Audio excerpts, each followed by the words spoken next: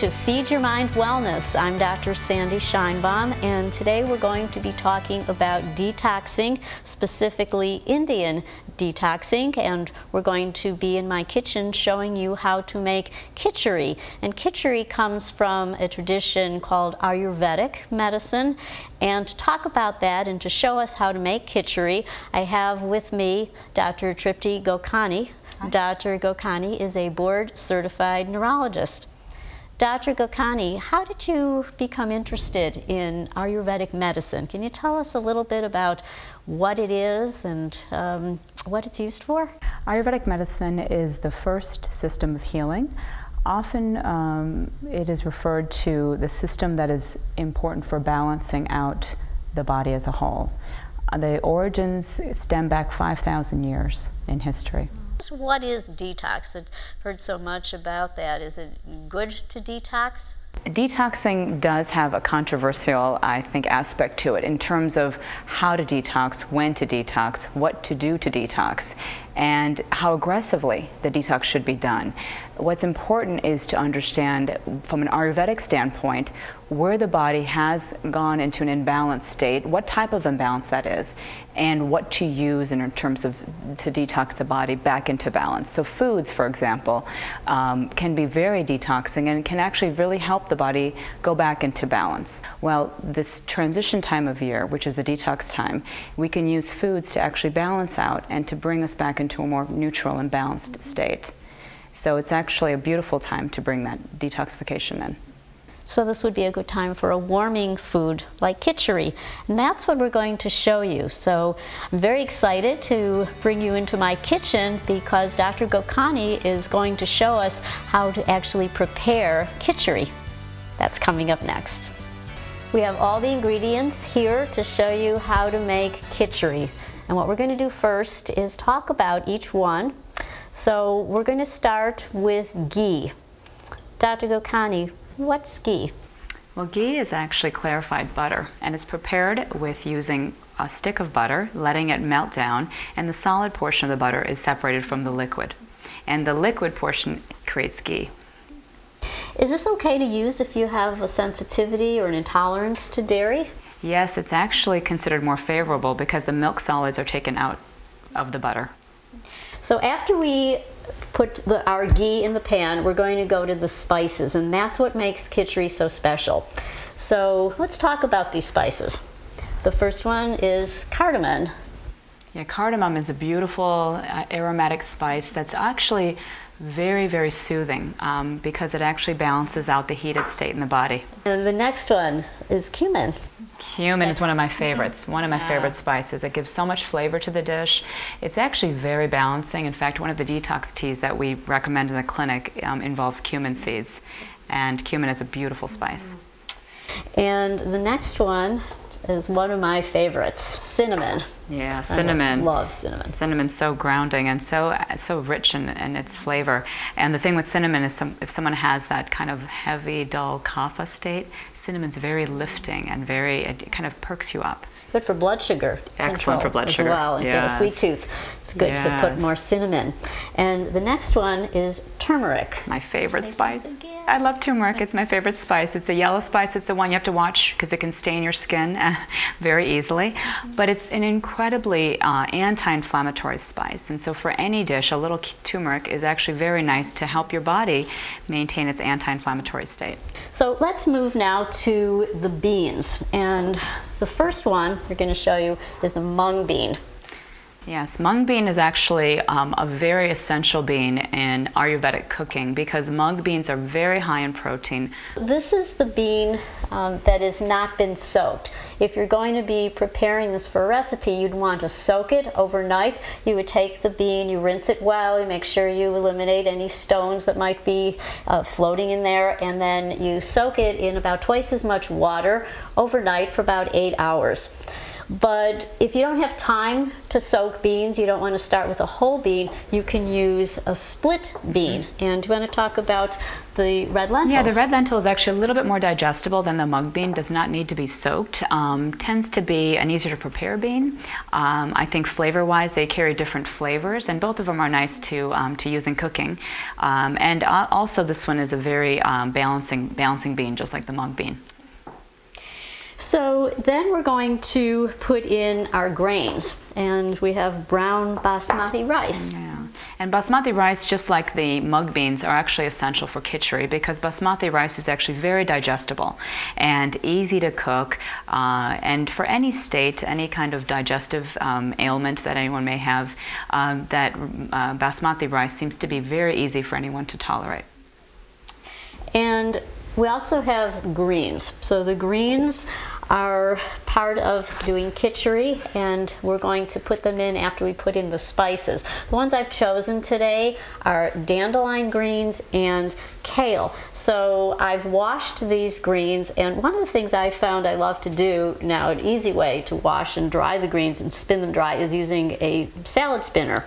So you want to talk about dark leafy greens? Why should we be eating them? Sure. Besides the fact that they have such fantastic minerals and nutrients that we need, they actually do balance out the body also. Using certain greens can be actually very soothing for the system. So I've heated up the pan, and when you're going to melt an oil or butter, it's important to heat the pan first, not put your ghee into a cold pan. So we have it heated, and the ghee has been melting. So now it's time to add the spices. I'm just going to add them one at a time. So if you weren't doing the ground spice, if you were doing the whole seed, you would cook it until it pops. Exactly, right? And that's one technique of making ghee, is to actually have the, making kitchari, have the ghee melt, put the seeds in, let them pop, and then add the rest of the ingredients. But I'm using ground, but I just want to be careful not to burn them. So if it starts to smoke, I would start again. So you just want to have the heat on a medium setting, and you stir after each. So I've put the cardamom. Smell how nice that smells. Yeah, it smells delicious. And now adding some cumin, and again, you don't have to be too careful about how much you're putting in. I'm putting in a teaspoon, but you can put in a little more, a little less. I love cinnamon, so I'm putting in a heaping teaspoon of that. And if you're adding turmeric, I read somewhere that you put that in last. Yes, turmeric actually, it's very easy to burn and to lose its potency. We're adding about a teaspoon now of this lovely turmeric, beautiful orange shade. And we're going to stir that in. And now we've got our spices in, so we're ready to add the greens. When you're adding greens, it may look like we're adding a lot of them, but actually when they start to braise, they don't look like a lot. When we're actually braising them, they come. So you can. So these are dandelion greens. We're going to let these braise. So we can just throw them all in. Not be afraid to do that.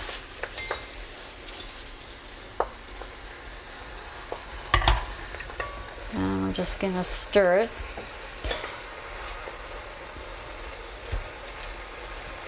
And next, so we're braising the dandelion greens, and you can see how they were filling the pot earlier, and now they're just cooking down and they're mixing in with these wonderful spices.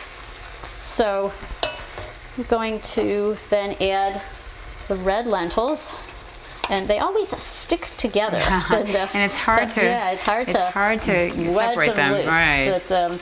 And they but because they're such soft, they're softer lentils. They can get very sticky, and but the softness of them makes them easy to digest, and that's the nice caveat there. And when they cook up, it almost looks like they've blended in with the rice. Yeah. You don't see the individual lentils. So we're just going to stir that in, break them up a little bit, and then the next step is to add our rice. So we've washed the grain, we've rinsed it and taking a cup of the grain. So we've got a cup of the red lentils, a cup of the brown basmati rice, and then we're going to add some water. This is about 4 cups of water. And the ratios also vary if you're doing stovetop cooking versus the pressure cooker. You want to add actually a little bit more water if you're doing stovetop, is what I found to be a little bit, yeah. So we're going to bring that to a boil, and it looks like it just about is boiling now. So we're going to turn down the heat and we're going to cover it and cook it for about 20 minutes. And we happen to have one that's already been made. It's been warming in the oven, and I have some friends come over and they're going to be sampling our kitchari. So I made 2 batches of kitchari this morning on the stovetop. One was in a pressure cooker and the other one was the one I just showed you. And now we're warming it in the oven, so I've just taken it out and it smells yummy, and we're about to sit down and try some. How long should you, if you're going on a kitchari cleanse, how long? Usually, well, there's actually a cleanse that is a 5-day kitchari cleanse. That's very nice. And what ends up happening is the first day of the cleanse depends on how much toxin you have in your body. You can detox quite a bit by just having kitchari as your meal. Second, third, and fourth day, it ends up being an easier to, I think, an easier meal to sustain because you're not detoxing as much. And so most cleanses are about 5 days. Some do 7 days. Some even do a longer fast. But I would even say if you did it once every couple of weeks, just have kitchari as a meal, it actually can keep you detoxing all year round, rather than just doing it as a segment of time. It actually can really ground you, really make you feel calm. You sleep so well when you're eating this kind of food because it's so easy to detox and cleanse out of the body. So everyone just really feels balanced after they do it.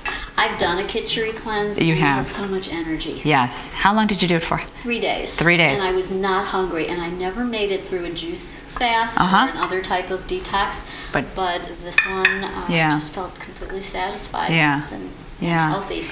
Good. Yeah. Well, bon appetit. Thank you. The beauty of this cleanse is you don't feel hungry, you just feel nourished, and it's such a good one to do when the weather starts getting colder and you need the warming spices.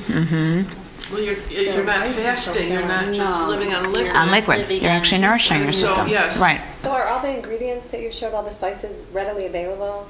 Yeah, actually, surprisingly, most of these ingredients are very available in stores such as Whole Foods, Trader Joe's, even some, I think, Garden Fresh stores, different, I think grocery stores carry them. Sunset Foods? Sunset Foods has them. So it's actually very easy to find. What are we drinking with it? Typically well, the Ayurvedic way. Okay. The Ayurvedic way is to not drink liquids with your meal. Okay. If you're going to drink, just sips of water. And it should be room temperature water. Because again, when you're looking at things that even out the body, the digestive tract runs at such a high temperature that you don't want to put cold water into a really warm digestive tract because it actually can stunt the digestion during the meal.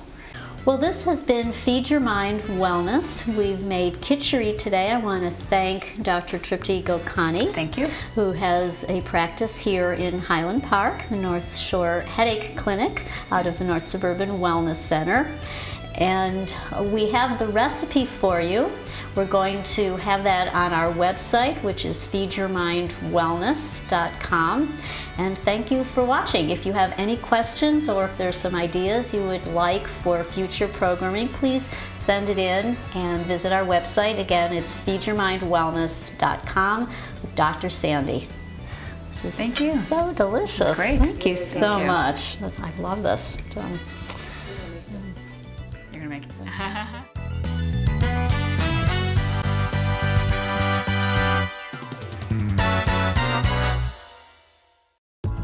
Public access is provided by the City of Highland Park and made possible in part by our sponsors. Ravinia Festival.